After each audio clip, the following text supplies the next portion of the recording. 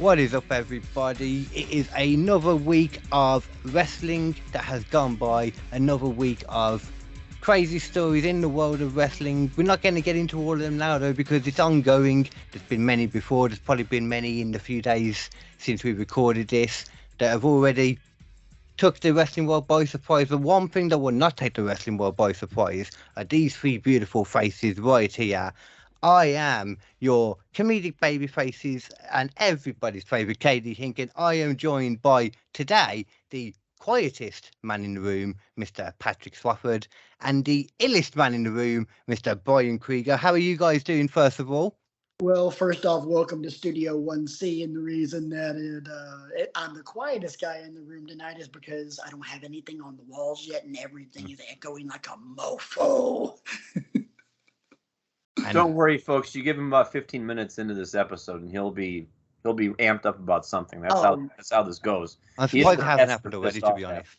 I mean, we've only been doing this show for how many years, and then how many times have I tried to be quiet and failed epically?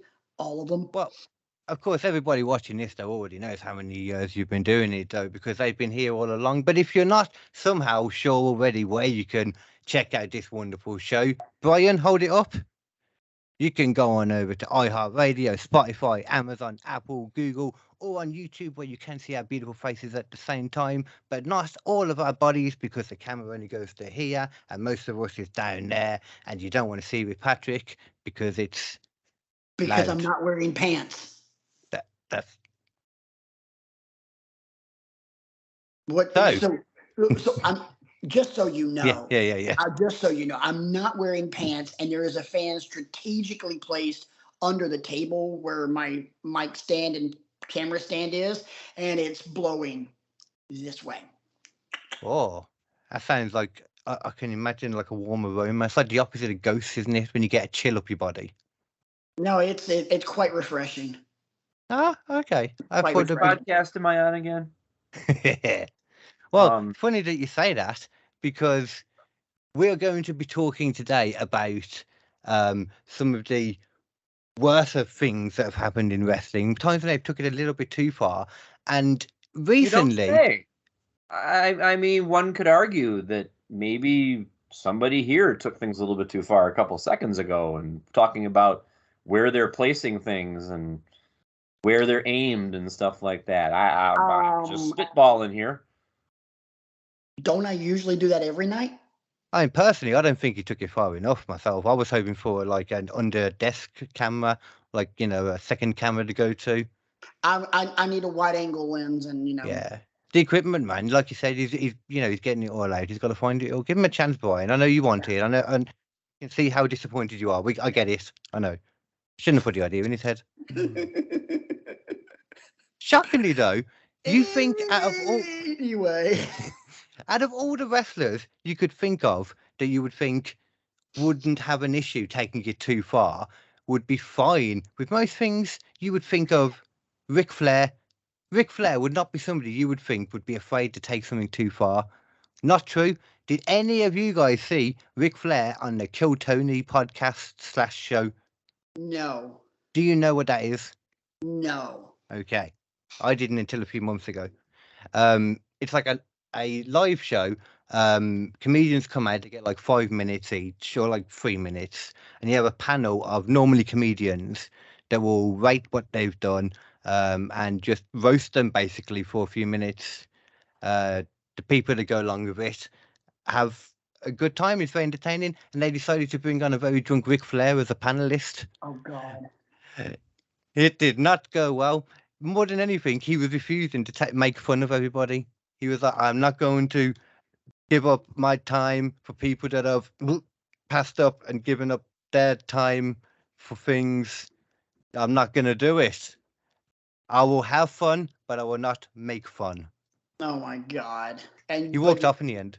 But yet he will bury any wrestler that he has a disagreement. Flair is somebody that just needs to go. He needs to take it too far. Far away. He wants another match. He wants another last match. I want $1 million. Yeah, I want a toilet made out of 24 karat gold, but that's just not in the cards, is it now? No. I could see Flair having another match though. I totally could too, because his ego just won't let it die. Look, here's the something would die. We're going to talk one tiny little bit of current event because now it just makes perfect sense. Flair's over here wanting to have another match because the last Ric Flair's last match, using air quotes here, went so fucking well. Meanwhile, Sting just announced that AEW Revolution will be his last match. Do we know when Revolution is? Is that like 3 or 4 months, something like that? Normally, it's in March, April. Ah, okay. Nice. Okay. Yeah. So, but anyway, these two guys are synonymous with WCW. They wrestled each other on the very first Nitro and on the very last Nitro. And one of them still wants to have a match and the other one knows when to call it. Yeah. I mean, we say this though, but hasn't Sting retired like 3 times already? No, he's only retired. He's only retired once. And that was that was it kind of forced because in WWE. Yeah, it was when he was in being inducted to the WWE Hall of Fame. Yeah, didn't he also retire a few times in TNA though as well? Or like one of the things where if you lose a match, you have to be fired. I suppose that's not a retirement, though, is it? No, that was not. I mean, he never retired on TNA. Yeah, that's right. Actually, yeah, fair enough. But tonight we are definitely going to be talking about moments in wrestling history that went way too far. Well, I was about to say, with Sting, like literally every time he's in the ring, you could argue he takes it too far now, like some of the time. So it does fit in perfectly with. Yeah, but that's physically taking it too far versus like uncomfortably taking it too far, which brings us to the point of why he came up with this. KD brought up the point in our group chat, a couple of weeks ago when Juice Robinson on Dynamite cut that promo with the roll of quarters about MJF, and we're like, ooh, bad. Not even just bad timing, with freaking MJF, but bad timing with what's going on in the world as well. It was just all around, not thought out. Exactly. I mean, it's kind of like so I'm in the beer industry, and obviously there was that big gigantic kerfuffle earlier this year with Bud Light and them sponsoring the birthday party of some transgender kid or something like that. I'm not real sure. The Dylan thing. Yeah. Give him the personalized can. Yeah. Yeah, that. I couldn't remember the details, but all I knew was the backlash. And I'm like, okay, but I can understand certain beers playing, making that call, making that move, and doing something like that, but not Bud Light. Bud Light is a fucking redneck beer. Yeah. You got to pick, Three important. I hate when I do this. It always hurts. 3 important words. Know your audience. Oh, so thought you were going to say roll then. No, know your audience. Well, know your role as well, but know your audience. I mean, I'm sorry. I'm sorry, but if, you're going to go to you're going to go to a metal concert, death metal. The last thing you want to hear is Kenny G. Who? I mean, I want to go. If I'm going to go see Metallica, I mean, the last thing I want to hear is Yo-Yo Ma. Beyonce. That too, but I mean. I do enjoy Put a Ring on It. I'm not going to lie. Yeah, that's a great song. My daughter loves it. But know your audience. And in the case of Juice Robinson and that, it's just kind of like, look, know the climate. Know what's going on. And it was such bad form, such bad taste, which brings us to the discussion throughout wrestling history of when wrestling went way, way, way too far. Yeah, when it was just obvious. Full disclosure for me on this topic, and this is going to surprise nobody in the present company. I watch wrestling for the match itself and for the storyline. And it's no shock to anybody that knows me well that when these incidents come up that we're going to talk about, I generally go the other way. I am not here. And the first incident I can remember really being uncomfortable about, if I might kick it off. Yeah. Go right ahead. Was the angle between Brian Pillman and Stone Cold with the home invasion, where it came to my mind. The feed cut with Pillman aiming the gun at Austin as he's breaking in through the kitchen door. God, USA had a crap fit over that. Yeah. Oh, what, is it still on USA Today then? This doesn't fit. This feels wrong on so many levels and all that stuff. And, Pillman's career was never the same after that.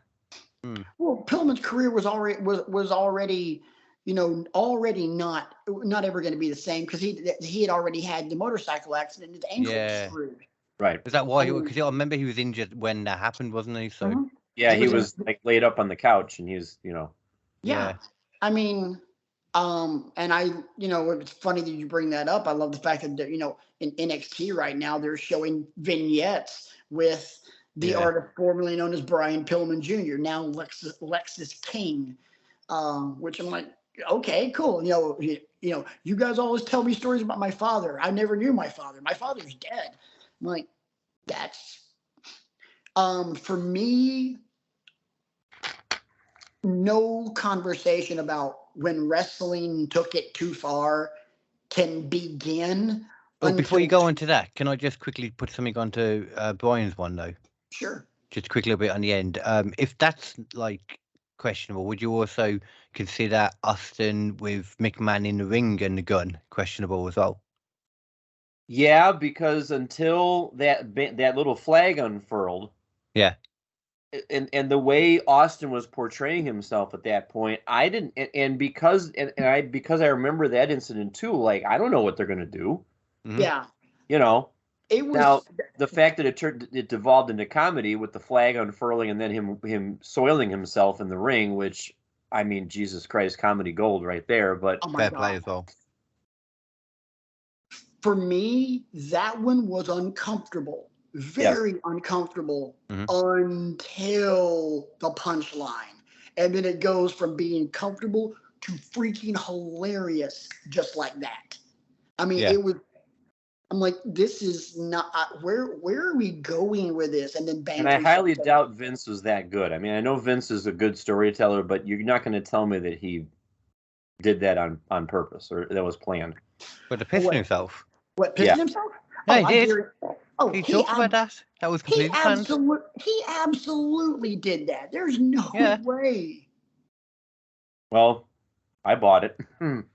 Oh no, him peeing himself? That was a shoot, brother. Yeah, that was real. No, that's what I meant. Oh yeah, no. that was to put a little Bruce Pritchard podcast on that one. That wasn't working piss. That was a shoot, brother. That was shoot piss. that was shoot piss. For me, no conversation like this can begin until two words get uttered. Kd Vick. Yeah. Let's just get it out of the way. That was. There's a lot of really bad, tasteless things that's happened in wrestling. This one's the gold standard. Yeah, it's one of them ones where it's like, how did you ever think about that? Like how Adam would book Kd Vick differently. I'm out of ideas, gang. You made me do it, and he's got the bottle of Jack Daniels flipped over on the table. Here we go. What I didn't realize was that particular angle happened after the feud was blown off. That was just the denouement of the story, if you will. That wasn't, and it's just like you had so many opportunities to bury this angle, and you just kept going and kept going and kept going, and then you did necrophilia. Yeah. Well, at that point, you might as well, I guess, we're pulling ideas out of a hat here again. Necrophilia. Yeah. And so that was at the end of the feud then. So They'd already, like, Kane and Triple H had already done a bit of stuff then. Yeah, their program was already over. Triple H was getting in the process of moving on to the next one, and let's do that as a parting shot, guys. That's a great fucking idea. Well, we're still talking about it. I guess. I like what you did there. Oh God, I totally didn't mean to, but yeah. Ejaculation. I mean, we might as well embrace it at this point. I mean, yeah, pretty much. Shall I jump into one here? Sure. Yes. Let's stop talking about Kd Vic. Okay, so one that popped up here, because I've got a few articles up here, and I saw one that came up, exploiting Reed Flair. Oh God. Do we remember this? Yes, with Charlotte and Paige and yeah. See, for me, yeah, it was tasteless. It was just bad form. But this one didn't even register for me because the minute they went there, mute. I mean, got ya. I just checked out because I'm like, oh God, we're going here. Fuck this. Mm-hmm. I'm like, nope, I'm out. If this is where we're going, I mean, and it was just kind of shoehorned in there. I'm just reading now because I was wondering, who gave permission for it, etc., and all that. From what I'm seeing here, apparently going by the Wrestling Observer anyway, Charlotte had okayed it. Paige wasn't happy about it, as you could tell from when she delivered it. But the family was never told beforehand. Yeah, that's exactly what happened. Is that Reed Flair the same as David Flair? Is that someone else? Is that David Flair is the oldest of Rick's kids. Reed was the youngest. Or no, Charlotte's the youngest. Yeah. Because it's David, and then it's whatever Conrad Thompson's wife's name is, and then it was Reed, and then Ashley. No kidding. I had no idea. I didn't know that Conrad Thompson was married in the first place, but yeah, Conrad Thompson is Ric Flair's son-in-law. Well, that explains some things. Explains a lot, doesn't it? Yeah. Yeah. I mean, Conrad Thompson. I mean, I enjoy listening to the guy. I mean, he's a very intelligent, his podcasts are great. I mean, I'm a massive fan of, good questioner, that kind I'm a massive fan of I'm a massive fan of the Pritchard podcast, the Bischoff podcast, and the Foley podcast. I am, despite him. I'm not a huge fan of it. I used to think it was all right, but I think it really turned me off during the 83 weeks one, when he would just constantly argue with Eric Bischoff about stuff, and it was like he is just a commentator. He doesn't know, he's talking to someone that's been in the business, etc. But yeah. Well, I think in terms of that, I think Conrad felt like he could overstep his bounds on that, because a lot of those arguments were WCW, and he's heard stories from the other end, from a very bitter and one-sided old fart that needs to shut his mouth. I'm sorry, I don't have anything good to say about Ric Flair. And yes, Ric Flair is going to be doing an event at one of my accounts very soon, and I'm just like, thank God he's got it happened already. Oh, it did?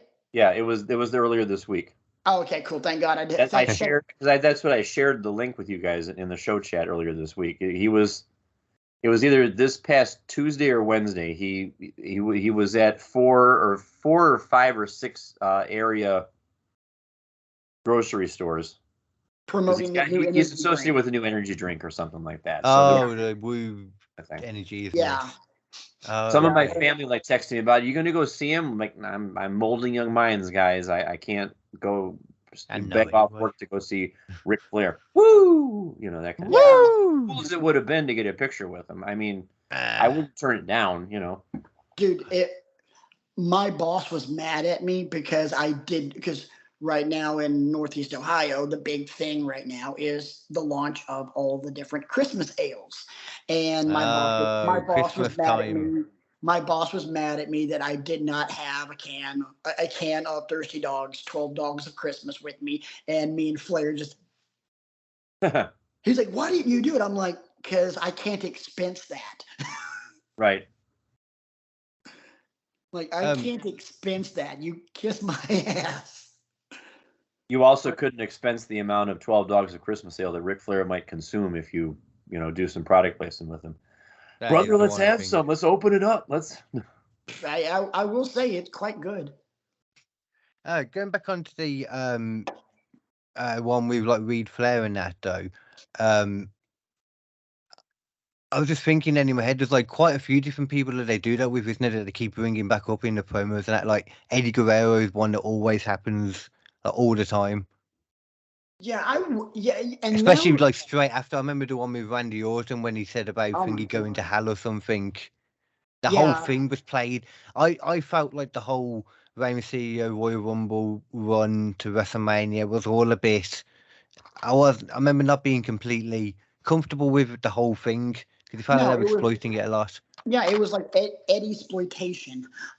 It was. That's exactly what the thing was. What the title was. Oh, nice! Hey, great minds think alike. Yeah, I found that very uncomfortable, and honestly and truly, I still find it uncomfortable. I mean, when people, especially Latin wrestlers, will bust out the Three Amigos for the cheap pop, and I'm That's like, okay. You see, I got a problem with it because you're not doing that because out of respect. It's low hanging fruit, man. Yeah.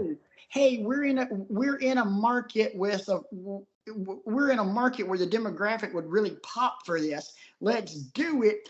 We're chasing the hug, and I'm just like, dude, really?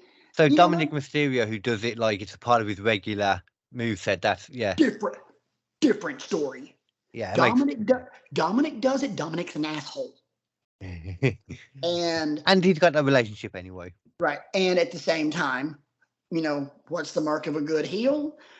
Making someone want to pay your hard-earned money to see them get their ass kicked. And by the way, I hate to say it, but Dominic Mysterio is the best heel in wrestling. 100%. Yeah, I mean, that guy has just. I can't think of a wrestler who's improved as much in as short a time. I mean, the list is Kurt Angle and Dominic Mysterio. My God. Although Kurt Angle didn't have anything to improve upon. I mean, he just had the natural talent, and then he developed the mic work. Yeah. Where Dominic's okay in the ring, but as a heel, my God. Yeah, I think he needs to switch up his style. I think he tries to do the high flyer. He doesn't seem like a natural high flyer to me. I think he does it just enough to be, to show that he's got a lot of stuff in his arsenal. Yeah, I agree that he makes more sense, mat-based guy, but he knows he can do high-flying stuff. And he's also starting to heavily lean into the chicken shit heel stuff, which again, Yeah, 100%, man. I mean, dude, I would say get at me on the artist formerly known as Twitter about, if you disagree with me, but I'm off. So I got another one that really made me uncomfortable. Go on then. And no surprise it involved Vince, but it was Vince's treatment of Trish Stratus. You could have ended that sentence with so many different people then. Yeah, but specifically the treatment of Trish Stratus with the bark like a dog and that kind of thing, and the mop bucket full of crap and all that. Yeah.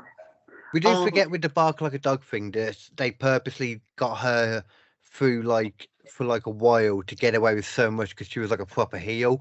But I remember her being a heel with Vince, so I don't understand how it came about to him then doing that. So it still didn't feel like that still, I think it was after WrestleMania when, WrestleMania 17, when Shane beat Vince, and then that was kind of Vince lashing out. The only thing I will say about that is that did eventually lead to Trish and The Rock, baiting Vince, and then The Rock shoving Vince's face up Rikishi's ass. Oh, I remember. Yeah. So, I mean, saw that clip recently. Granted, that was, you know, Brian, you're 100% right. Completely uncomfortable and uncalled for. But it did lead to something that was pretty awesome. Yeah. I've got one that a lot of people had an issue with, and I found it absolutely hilarious. Oh, I thought you were going to go with my next one then, but not in that case then. No, I found this one to be hilarious, and I loved every second of it because it was just ridiculous. I'm interested now. Vince McMahon versus God. Oh, yeah, that was great. I'm sorry, that was funny as hell. Well, I'm not religious at all, so I've just found it. Well, I have a huge fascination in religion, but what do you say? You know, I'm the exact opposite of you on this one, KD, and I'm just like, this is great. I'm also the type of person and the type of Christian that believes that God does have a sense of humor, and like he would have to. If he exists, he definitely does. I'm like, this is great. Coming out to somebody call my mama. No surprise, I hated that whole thing. Especially when him and Shane walked into the church and he grabbed the holy water and like spit it out like Triple H does. I'm like, okay, we're done here. I was surprised by that, watching it back recently, that they did that. That surprised me that they did that, to be fair. The funny part of that is the entire time he's doing that, Shane is just getting farther and farther and farther. Yeah. About to get struck down. Exactly. And I'm just like, that was the funny part of it. You know, granted, yeah, Vince was, you know, inexcusable, but it's him. He's the only one that's going to suffer, though. You know, like, because if like there's truth to it, and he's the one that's gonna, do you know what I mean? Right. That's gonna get the brunt of that. So, but the comedy in it is Shane being Homer Simpson disappearing back into the bushes. Right. I mean, that's what that was. And then, you know, Vince and Shane versus Shawn and God, and like, this is just freaking hilarious. Can't imagine what like the minister, whoever, you know, like the priest would be in charge of the church who let them do that, and then if he was watching them, you know, like I've listened to some of the guerrilla stories from that allowed them to film the other crap while there was an actual wake going on in the room next door. But the Kd. Oh, okay. I remember the Big Show thing as well with the funeral. There was another burial going on, like not too far away. Yes. Like so. That was terrible. Big Boss Man chaining up the casket to his car, and then Big Show riding, you know, jumping on it and riding it like a boogie board. Like, oh my God, this is so bad. And his dad had actually died as well. That was the craziest part about all of that. But his father had been dead for years, though. Oh, had he? Oh yeah, no. I mean, okay. When you know, it was either the Stone Cold podcast or Broken Skull Sessions, and they did one with the Big Show, and they talked about it. And it was his Big Show says, you know, my father had been dead for years, blah blah blah blah blah. Yeah, fair enough. I do believe that match, Survivor Series match, where Big Show at the beginning of the night took on Boss Man and the rest of the lackeys, Viscera and Midian.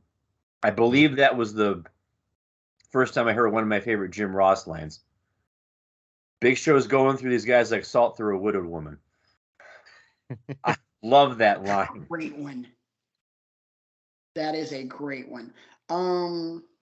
I've got a very good one next that everybody, as soon as I say it, you'll be like, oh God, yeah. I still don't understand it. And it kind of ties into current events as well, actually. The whole Piggy James story. I thought that was just stupid. It was that too. I did not think anything of that was. I didn't find any of it offensive because I found it too stupid.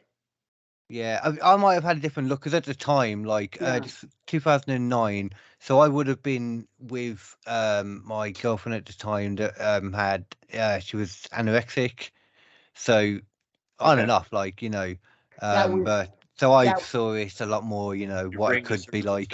The table. That one touched the nerve for you because of personal reasons. Yeah. But just in general as well, the stupidity of it, like you said too, like how could anyone look at her and think that? Like, I've listened to her talk about it afterwards as well. Since that, it like proper like got to her as well after a bit. Yeah, I mean, You do dude, something like that, you tell people, and then, or, just loads of women watching it as well, looking at her, being like, "Oh, she's fat," like, yeah, it was just one of them. It just didn't need to be done. Right. I mean, that I can see where that one touched a nerve for you. And like I said, I stand on what I say, which was it didn't bother me because I just I thought know it it's was dumb. Yeah, stupid. yeah, I just yeah, like yeah. Don't get stupid. me wrong. And I'm like, I'm not. Yeah, I'll change the no, channel. it is. No, it is, man. It was just silly as well. Like silly, put it in a funny way too. Like, I Yeah. can't remember a lot of the actual skits now because they were a while back. See, I never liked Lay Cool anyway. Same. I thought they were. I thought it was just. It was a really, really dumb version of Mean Girls. I mean, Yeah. it was like if the movie Mean Girls were a B movie. It was the B version of what are they called in TNA? Beautiful People. Beautiful People. B version of that before they even existed. And the Beautiful People were amazing. Mm-hmm. The crazy thing is this as well, though, like they seem to have something against Mickey James. I think personally, like Vince does or something, because they also had the black bag full of the rubbish. Remember when full of her gear? Sorry, when they fired her, and it's interesting now because they seem to have a bit more respect for her after the whole. Well, they let her bring the Impact title to the Royal Rumble, which was obviously a Triple H call, and now absolutely. Nick Aldis being married to her as well. It's like another thing there, It wouldn't surprise me more. It wouldn't surprise me in the next couple of years if she's finally in the Hall of Fame. Oh, yeah, she should be, man.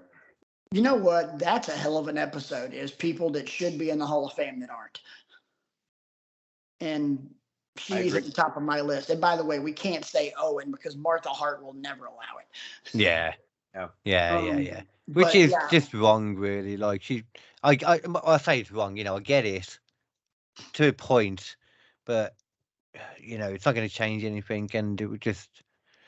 But yeah, Well, I can understand her point of view on that one in terms exactly. of I don't want WWE or Vince McMahon to monetize off of his name anymore. That part, yeah, that's the thing, and it's it's kind of like the reason Jesse Ventura will never be on WWE TV ever again because he is the only person that has successfully sued Vince McMahon and got royalty rights for any time he's on, TV, anytime a tape of his is played. And wow.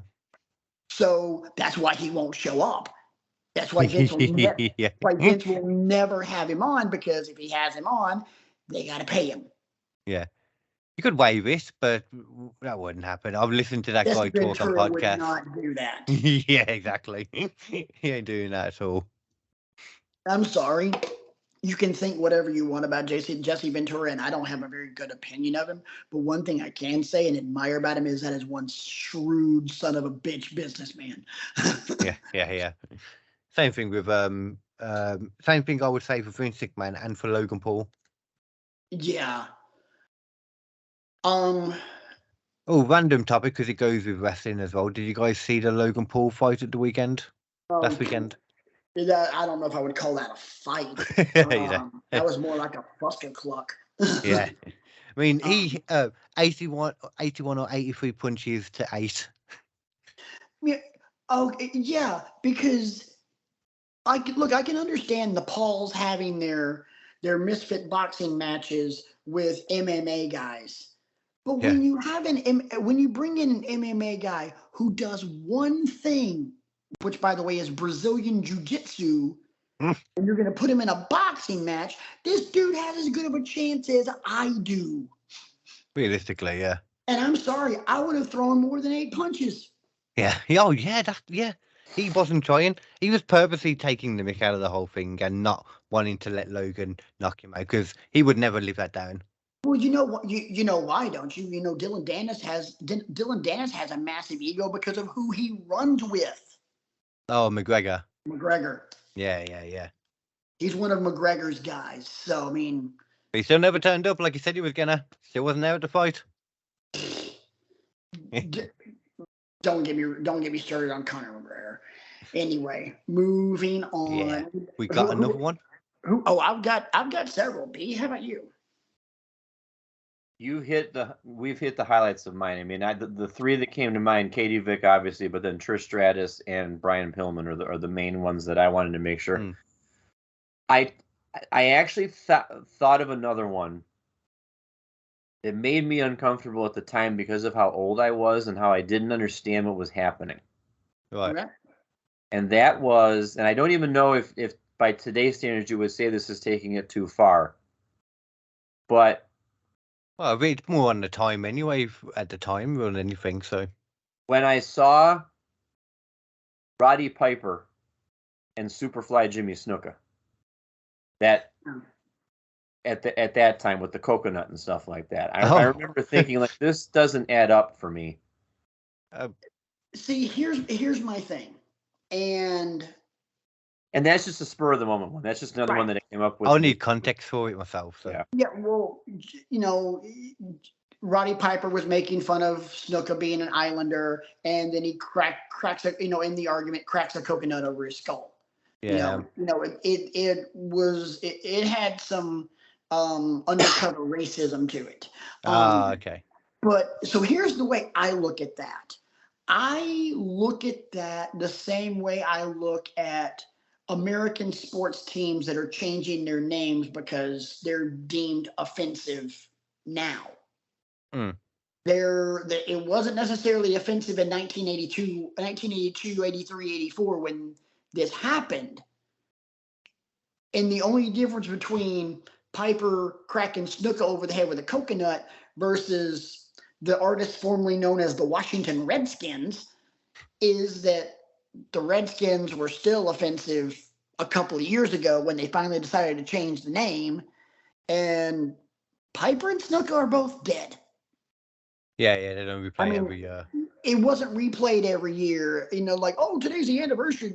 I mean, we say that though, but at the same time, I mean, when it comes to like stereotypical gimmicks in wrestling anyway, and everything that goes with that, that's kind of always been the case, and it is everywhere all around the world. So considering it's like that all around the world, a foe and heel is like a thing in all different countries. Right. It's kind of hard. Do you know what I mean? I feel like that arguably negates it. Yeah, I don't know if that's the right word, I think. Yeah, I agree. I mean, I think, just what it was, the time it was, and the fact that, it's not constantly in our faces now. I don't think that's as big of an issue. If it were constantly a constant reminder over and over again, that'd be something else. Be interesting though, because back then was less like, is that why you were saying it was why you got that feeling, O'Brien, or was it more like because back then there was less like attacks in interview segments or something? The same way you were bringing a personal perspective to the Mickie James storyline. I didn't understand what was happening. Like, why is he being treated that way? What's with the coconut? And then as I got older and started like watching like, the documentaries and the retrospectives and stuff like that, then I got to understand it. Still don't agree with it, but I understand why. I mean, it's Roddy Piper doing Roddy Piper, pushing the envelope and being so he was very much a lightning rod, and was it geared towards like the racial stuff then in that case? Like the whole interview, the whole thing. Piper was trying to get heat because he was the heel in that situation, and Snuka he loved at the time. Which is shocking considering how that's turned around. Keep in mind, and I mentioned this because this happened last Friday. There's always been and I'm just going to use this term very loosely here. Hold on, everybody. Hold on tight. No, hang on. Whoa. Give me a minute. I'm holding on. You got all the minutes you need. There's always been a little bit of a quote-unquote racial stereotype in wrestling, no matter who it is, when it comes to anybody that's a Pacific Islander, Samoan, Fiji, Hawaiian, whatever else. And what is that one rule? you don't fucking headbutt them. And Right. Grayson Waller did it to Jey Uso last Friday, and Corey Graves instantly blurts out, "Oh, Grayson Waller doesn't know the rule." Yeah.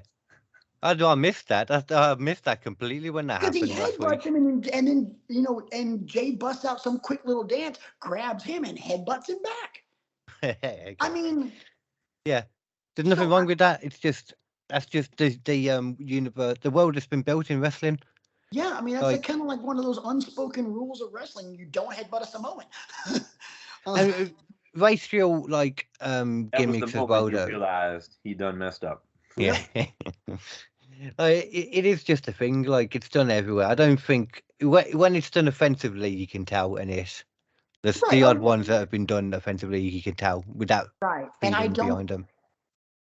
So going back to Piper and Snuka, being the fact that it's not dredged up all the time, Yeah. I think is kind of the reason that it doesn't necessarily matter in the grand scheme of things anymore, because it was in the mid 80s, and it's not a part of history that keeps putting itself right back in our faces. I'm guessing back then as well, people probably wouldn't have, like you said, Brian, probably just didn't even understand it as much anyway. I don't know, but people of my age at the time, because I was like, geez, how old would I have been when I saw that? Probably like 9. don't say. I don't understand what I don't. You need to fill in the blanks for me at that point. Like, what am I watching here? Right. Because he kind of did his job in that sense then. So I've got one. Go ahead. Katie, you go ahead. Okay, well, I'll keep it in the same kind of feeling now, because we're talking about, was that too far for a racial kind of gimmick thing? When there's one that definitely was too far, because it didn't last very long. If it ain't white, it ain't right. Kerwin White. The great Chavo Guerrero, they dyed his hair blonde, put in a sweater, golf cart, and he's a white guy. I think is the idea. Brian, I know you know the answer to this. Lay out. Dolph Ziggler. Thank you. Who was the fatty? I didn't have that big of a problem with Kerwin White for one simple reason. Everybody knew. And it wasn't and because Chavo's even gone on record that he was damn determined to make it work. Yeah, I've heard that. Yeah, Chavo was all in on it because he knew it would have gotten him heat, and then Eddie died. Oh yeah. To be fair, I forgot that was around the same time as that. Yeah. He was Kerwin White when Eddie died. And I remember him on stage actually. Yeah, it was like, well, never mind. I got, you know what? Realizing it when I'm saying it, that one is probably, it was played for jokes the whole time, so not at all actually. Got one. Yeah, that one was a lot of, wink, wink, nudge, nudge. Yeah, but there's one that just came to my mind that wasn't that at all. This is one that definitely was, too far in the end. Muhammad Hassan. It was too far because of what happened days later with tape delay. Yeah, I know, but I would argue that it was still too far anyway, even before that. Like, it was still a known thing. I will argue that that the one thing that killed the Muhammad Hassan character was timing. That was a huge part, yeah, of course, I mean, yeah. Without that wouldn't have gone like it did in the end. If there wasn't a terrorist attack on the underground in London just a couple of days after this aired, and the terrorists were dressed similarly to the people that came out and aided Muhammad Hassan, it wouldn't have been remotely a deal. There's the thing though as well, it was a weird kind of thing, like, because when you actually broke it down, like, it didn't fit too much anyway with the 7-7 stuff or 7-6.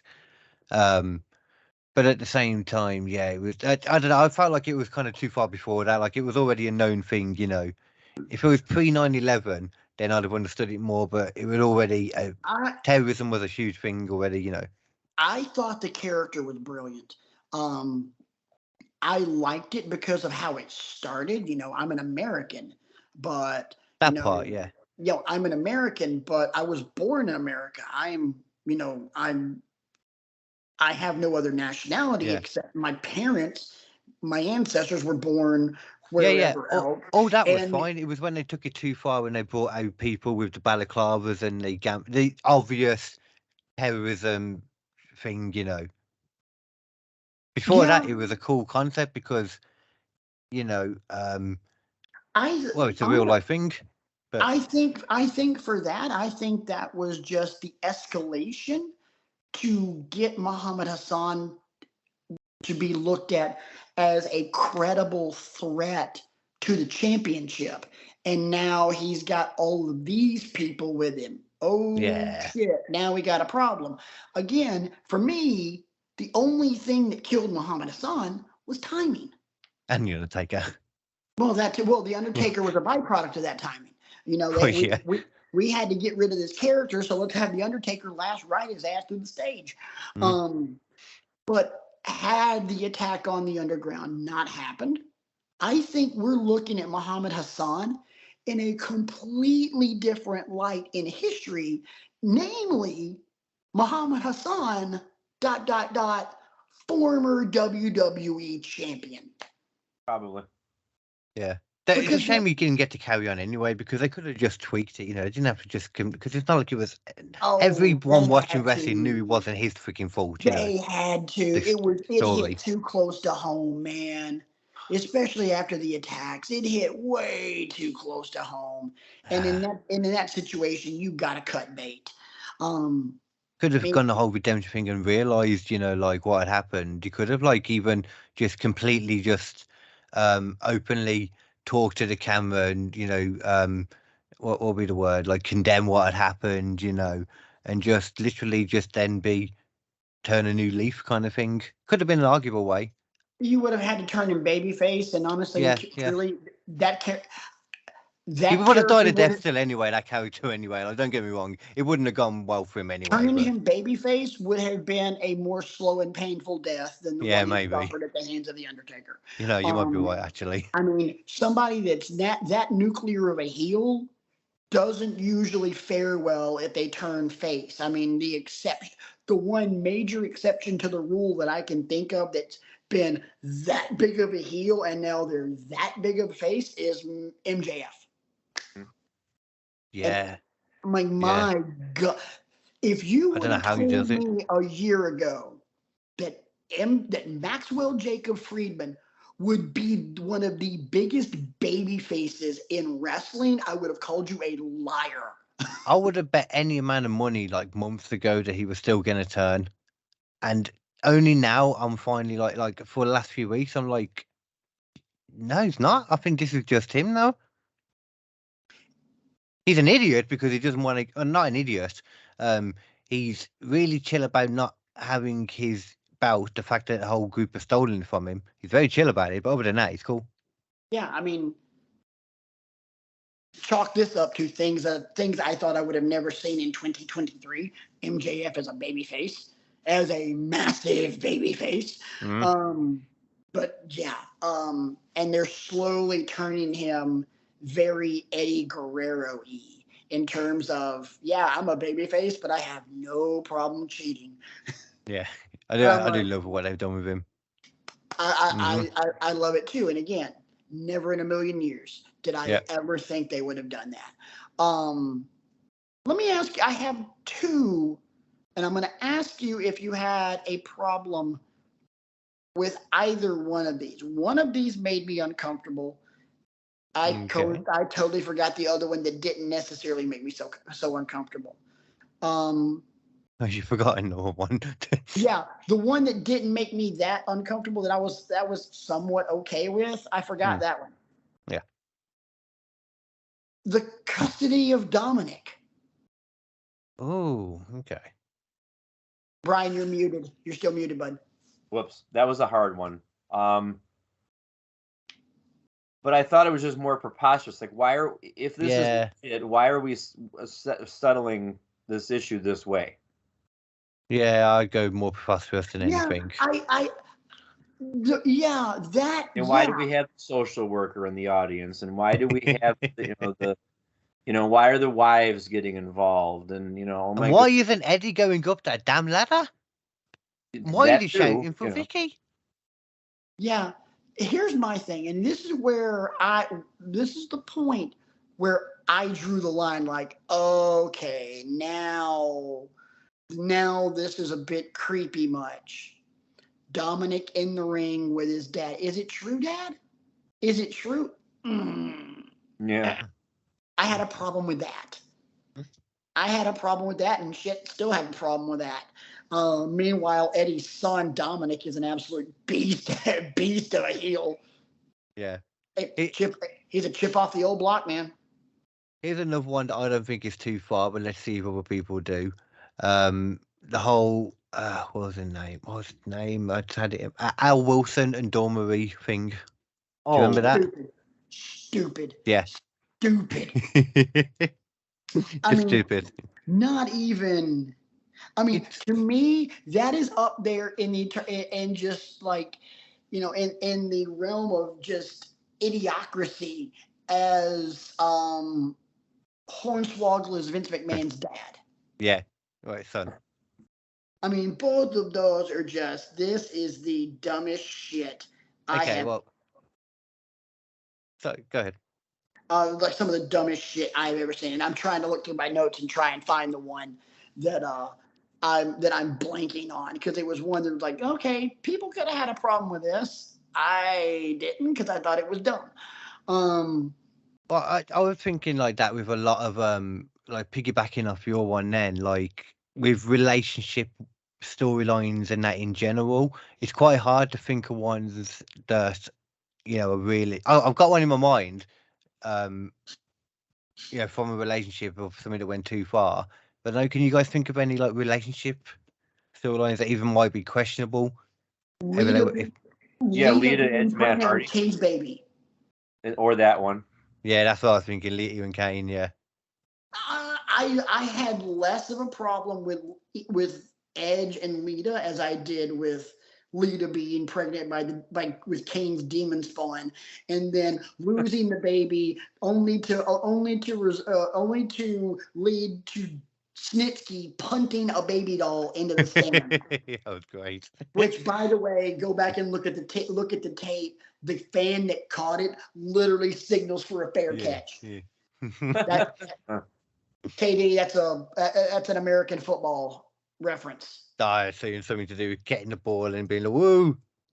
If one team kicks to the other or punts to the other, if the return man signals for a fair catch and catches it, they can't tackle him. Okay.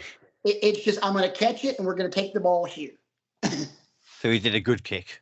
Yeah, and he's calling for a fair catch to basically protect his own ass from getting hammered. Okay. So it's a safety issue. But yeah, the fan calls for a fair catch and just secures it. I've got a more modern one that I hear mentioned a lot with this kind of stuff actually from WWE. People say it went too far. I don't think it did. I was absolutely fine with it, and I still am. Even if the worst would have happened as well, because we didn't know at that point. Dean Ambrose turning heel, doing all the Roman Reigns when he had leukemia and all the stuff he was saying, like the whole heel turn, especially on the night.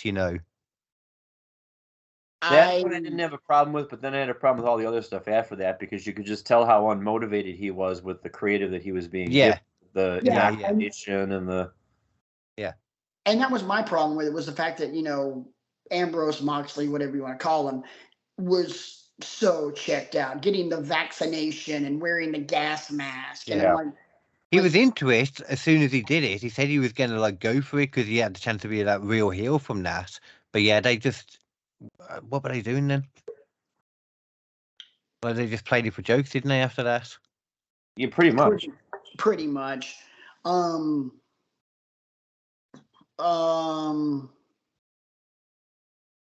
that was the one I remember. Like I was okay with it, but I remember people were just really like kicking off at the time and that.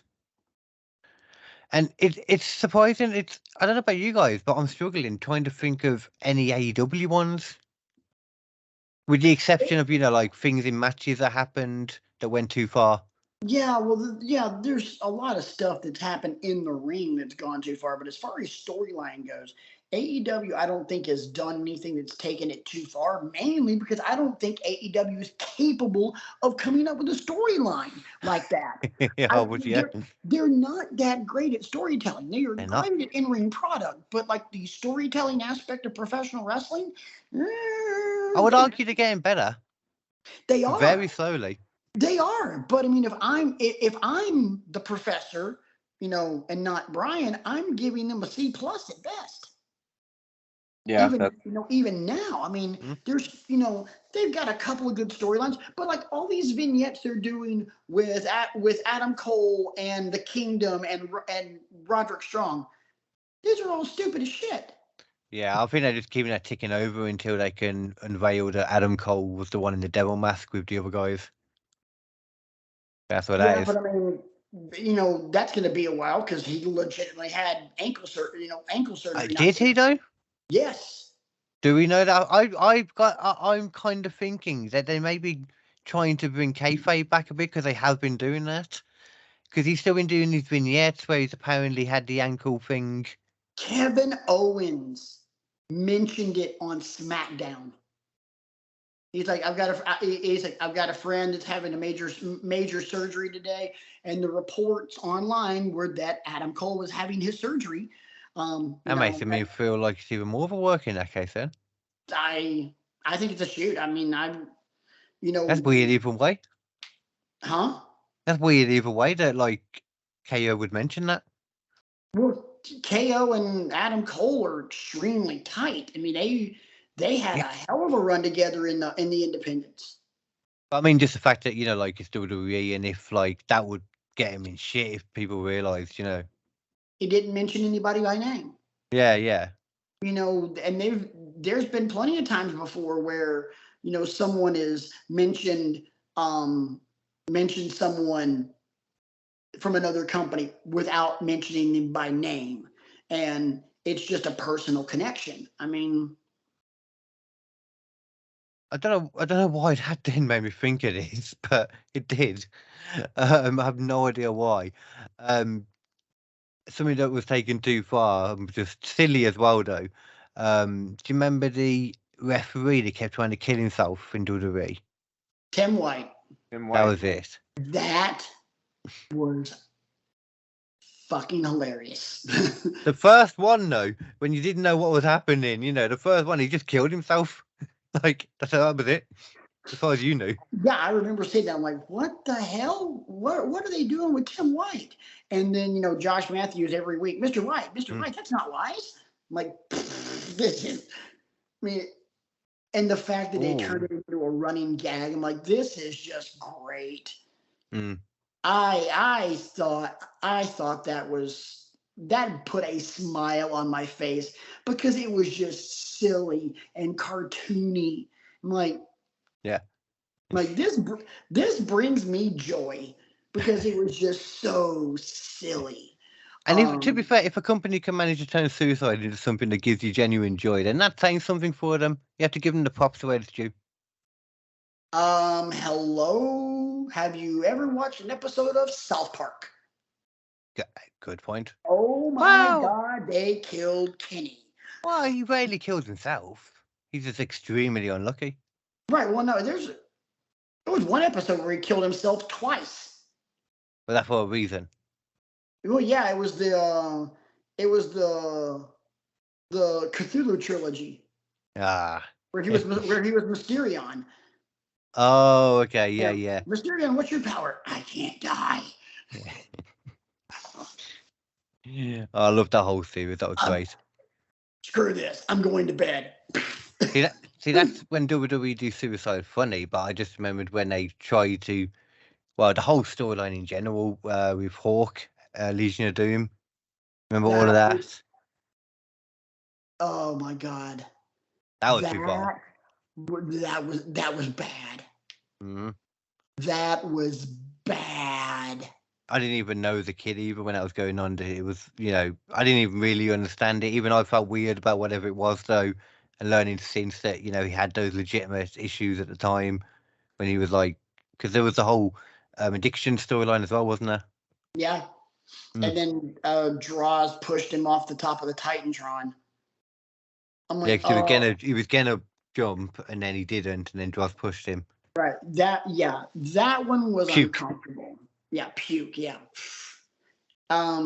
Still better than Heidenreich in the Legion of Doom. I got a soft spot for Heidenreich. I don't know why. Oh God. That was terrible. Not as Legion of Doom, but him in general. With the poems. You see, yeah, that's somebody I just never really cared to. Somebody brought this one up because I was talking to a couple of friends of mine over the last couple of weeks since we've been trying to do this episode and just kind of getting their opinions on this. One of my friends had a problem with this, and I most certainly did not. Okay. Straight Edge Society. Oh. Because it was, it was very cultish. I'm like, that's the point. I'm like, you're still, I looked at my friend, I'm like, you're still watching the product, right? Yeah. I'm like, hello, Bray Wyatt. Yeah. How long have they been watching it for? When did they start watching? It would have been, for them, it would have probably been end of Attitude Era. Oh, so they might have missed Right to Censor. They would have missed Right to Censor. They would have missed Mae Young giving birth to a hand. They would have missed all of that. That's too far. God. I didn't have a problem with the Straight Edge Society. I mean, there were times where it would be uncomfortable, like when he sang Happy Birthday to Aaliyah. That was so creepy. Unsettling. But I never really had a problem with that whole thing. What was that saying goodnight to Aaliyah? What was that like? Rey Mysterio's? Yeah. Yes. Rey Mysterio, they were in San Diego, and it was his daughter's birthday, and they brought her in the ring, and they were doing this thing, and then Punk interrupts it. They all, Mysterio, what was Rey doing? He was asking for trouble. And you know what? The more I hear about Rey Mysterio, the more I think maybe Dom's right. Maybe he's telling the truth. Maybe so, but most people don't hide their faces. There's a reason for that. Yeah, I never had a problem with the Straight Edge Society. I thought the Straight Edge Society was brilliant. I wish they would have let it flesh out more. But yay, Vince. Could you imagine Straight Edge Society under Triple H? Yeah, if he came back. No, I'm talking like, Triple H running creative then. Oh. The last thing I want to see is CM Punk on TV. I don't think he's going to go to WWE now, There's been a lot of talk about him blocking him, but at the same time, that could be on purpose because Nick Khan was really up for it. Yeah. That's the last person I want to see. I mean, if CM Punk's going to go anywhere, he either needs to go to Japan or he needs to go to Impact. If he went to WWE, though, I think he knows he wouldn't be able to get away with the same shit. I think he knows that. He would go to WWE with a massive target on his back because Roman does not like him. Rollins does not like him. Oh, okay. Yeah, but they're professionals in WWE as well. They're a hell of a lot less likely to start a fight backstage than AEW too. Everyone is more professional there. Yeah, more professional. But the first time Phil Brooks steps out of line, shit's on. And bear in mind as well, he has been backstage already, going around talking to people. Yeah. I know it was only for an episode and he was getting chucked out, but Yeah, but I don't think they'll bring him back. I don't think they want that kind of drama. Yeah, I think you might be right because they're in a good place at the moment as well, like morale backstage. I think you're right. And at the same time, they don't need him. They don't. They really don't. They don't need him. I mean, Impact do. Yeah, Impact could use him, and that would be great. NWA's just got a new TV deal. Very much so. On CW, baby. Honestly and truly, I think if he's going to go any of those smaller companies, I think it would be Impact. I don't think it will. No. There's a lot more meat on the bone with Impact than there is NWA. And he's been there as well. Right. I've been in both, ain't he? Yeah. For me, I think, hell, there's guys in AEW that I bet they wish they would have never signed with AEW and would have just stayed around and waited for WWE to call them back. Yeah, that is number one. Yeah. I'm shocked they haven't done more with him, man. He's the biggest ball drop of them all for me, I think, at the moment. And I know this was an episode we did not too long ago, but I'll use this word again. The way they have handled Keith Lee, I can sum it up in one word: inexcusable. Yes, it really is. Actually, I can do another one: unforgivable. I mean, that is a guy that is an Impact player, and you bring him on TV, he does a half of an angle, and then you move him back off TV.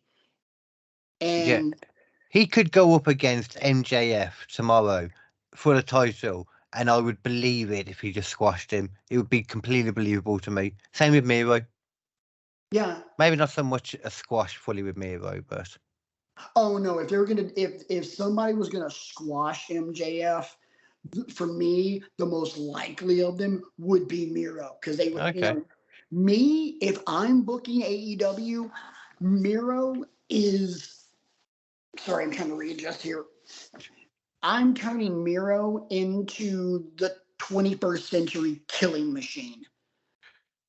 Especially with he's got a really cool story that you can start to tell alongside CJ Parker now. I will hurt every man to protect them from the one woman. Yeah.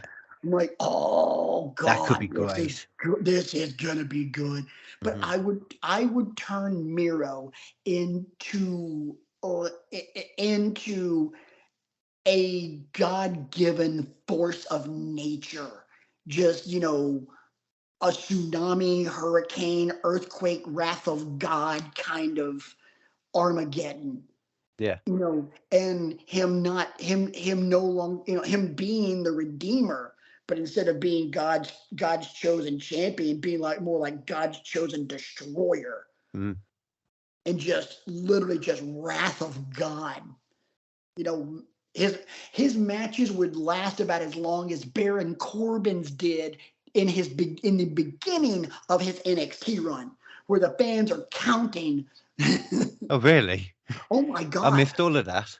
Oh my God! When Corbin debuted, and Corbin debuted, the fans would count, and I think the longest in like his first 10 or so matches maybe went 45 seconds.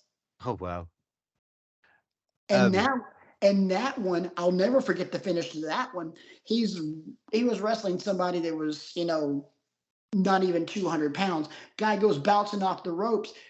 Corbin lifts him up, just tosses him in the air, and as he's coming down, he catches him, swings him into days. Oh wow, that's awesome. It was sick. I'm glad to see that he's getting like a lot of love down there at the moment from what I've seen.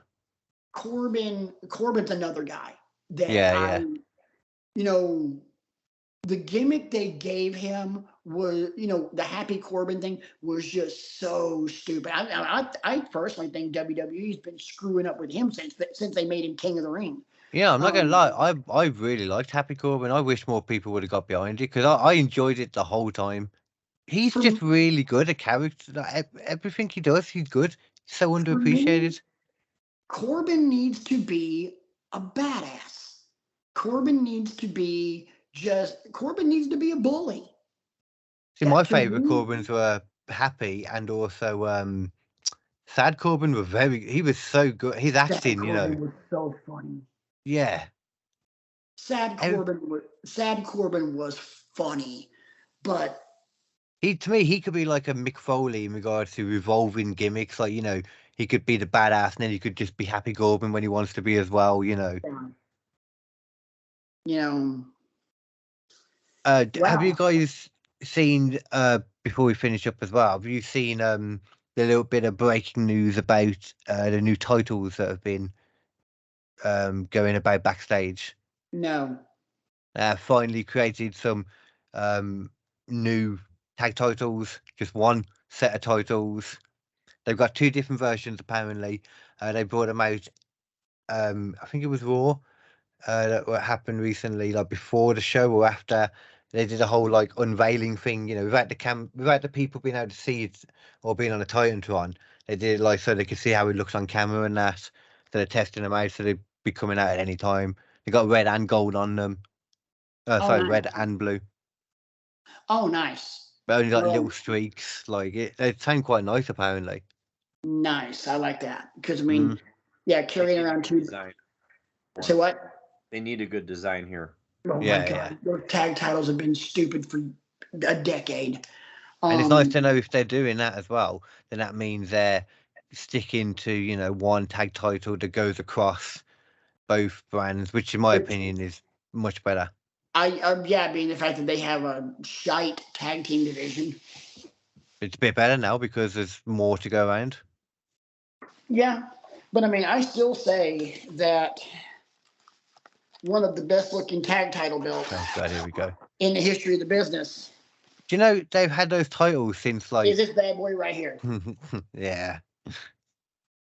Do you know those had... This is actually the first time that that my copy of the NXT Tag Team Championships has been taken out of the sleeve since we moved into Studio 1C.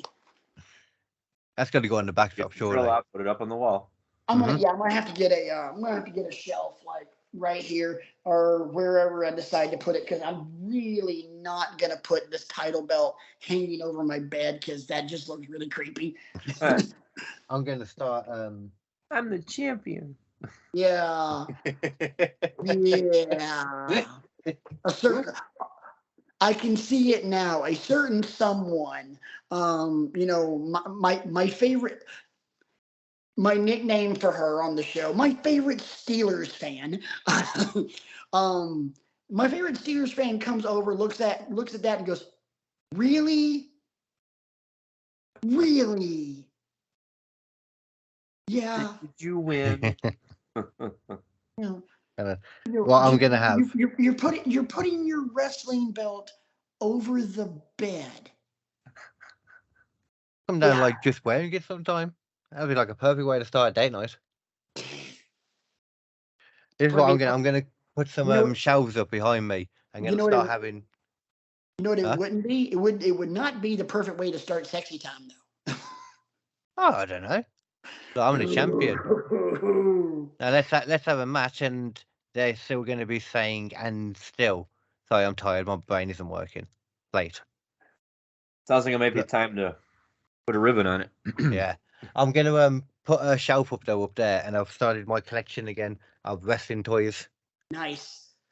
I got Scotty Steiner, Randall Keith Orton, Dean Ambrose / John Moxley, but Dean Ambrose. And then I had to get in because of obviousness, Mr. Bray Wyatt. Yes. Nice. I'm going to get more and more of them. Get them up there. Definitely not play with them while I'm watching wrestling. Oh yeah, no. Trust me. I'm gonna at some point. I'm gonna get a collection of wrestling figures, and I'm gonna start recreating matches with those wrestling figures and a ring, and it's gonna be content for this channel. You can edit that yourself. Oh yeah, I'll edit that one myself. I won't hand that one off to you. I'll do that one myself. That'll be my own insanity. I'll spare you from it. But one thing I'm going to spare you guys from is the rest of this because this show is massively taking a left turn at Albuquerque. It was a good show. It just ended about 20 minutes ago, to be fair. Yeah, pretty much. But I mean, that's the beauty of this is we get tired and bullshit reigns supreme. And hey, Brian, you remember that one episode we did where I was like super tired and we ended the show and I just laid down on the couch and just covered myself up in the blanket? Yes, that was like 2.5 years ago. That's pretty much what's about to happen here in about 2 minutes. I'm going to do the same thing. I'm going to take all the. Well, then we best hurry up and thank the people then. Appreciate the support, appreciate the love, and the subscribes and the likes. Thanks, people. Bye. I'm kidding. That's not how we're going to end it. But we are going to get out of here. We'll see you guys next week. For the funniest guy in the room, KD, and for the smartest guy in the room, Brian. I am the semi-quietest guy in the room tonight. Patrick. You did. Thank you. Gave it the old college try, and we appreciate that. Hey, you know what? Hike. That's what they say. So, until we see you guys next week, when hopefully I have some decorations on these damn walls, we'll see you guys next week. This has been Wrestling with Egos, and this is definitely why we love wrestling, because God knows if we didn't love this stuff, we wouldn't be talking this kind of insanity. Wabba, right in the do.